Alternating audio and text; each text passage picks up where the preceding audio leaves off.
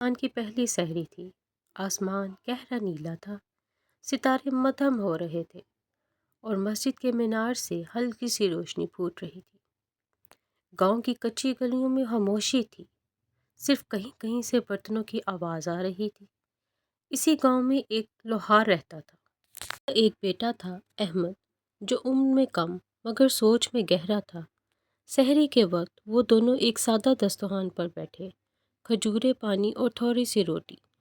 لوہار نے لقمہ توڑنے سے پہلے ہاتھ اٹھائے اور دعا کی، یا اللہ، ہمیں اس رمضان میں سچائی اور صبر عطا فرما۔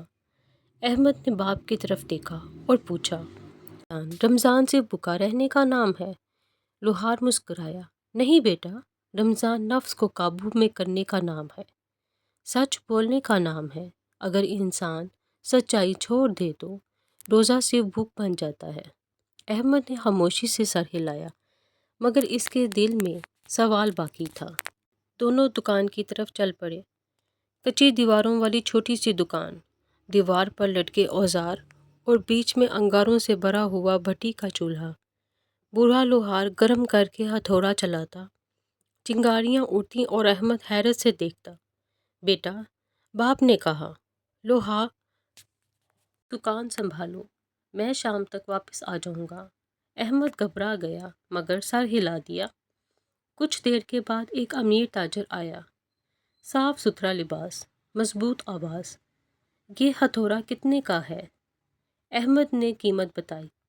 تاجر نے سکے دیے اور ہتھوڑا لے کر چل دیا۔ احمد نے سکے گنے اور چونک گیا، رقم زیادہ تھی۔ اس کے ہاتھ کانپنے لگے۔ ابا جان کو کیسے پتہ چلے گا؟ کس نے دیکھا؟ کبھی نہیں۔ مگر اسی لمحے اسے باپ کی آواز یاد آئی، رمضان سچ کا مہینہ ہے، اللہ سب دیکھتا ہے۔ احمد کی آنکھوں میں نمی آ گئی۔ اس نے سکوں کو مضبوطی سے پکڑا اور بازار کی طرف دوڑ پڑا۔ حضور، احمد نے آواز دی۔ تاجر رک گیا، حیران ہوا، کیا بات ہے؟ احمد نے ہاتھ آگے بڑھایا، آپ سے غلطی سے زیادہ پیسے لے لیے تھے، یہ واپس لیجئے۔ بازار میں خاموشی چھا گئی۔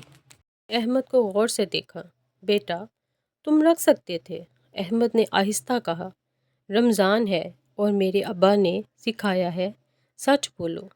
تاجر کی آنکھوں میں نمی آ گئی، آج میں نے سچائی کو اپنی آنکھوں سے دیکھا ہے۔ اس نے انعام دینا چاہا مگر احمد نے انکار کر دیا، یہ میرا فرض تھا۔ شام کو احمد گھر لوٹا، باپ دسترخوان پر بیٹھا تھا۔ احمد نے ساری بات سنائی۔ لوہار کی آنکھوں میں آنسو آ گئے۔ اس نے احمد کے سر پر ہاتھ رکھا، بیٹا، آج تم نے میرا سر فخر سے بلند کر دیا ہے۔ اذان مغرب ہوئی، دونوں نے کھجوریں کھائیں، پانی پیا اور شکر ادا کیا۔ باپ اور بیٹا مسجد گئے۔ سجدے میں احمد کے دل میں عجیب سکون تھا۔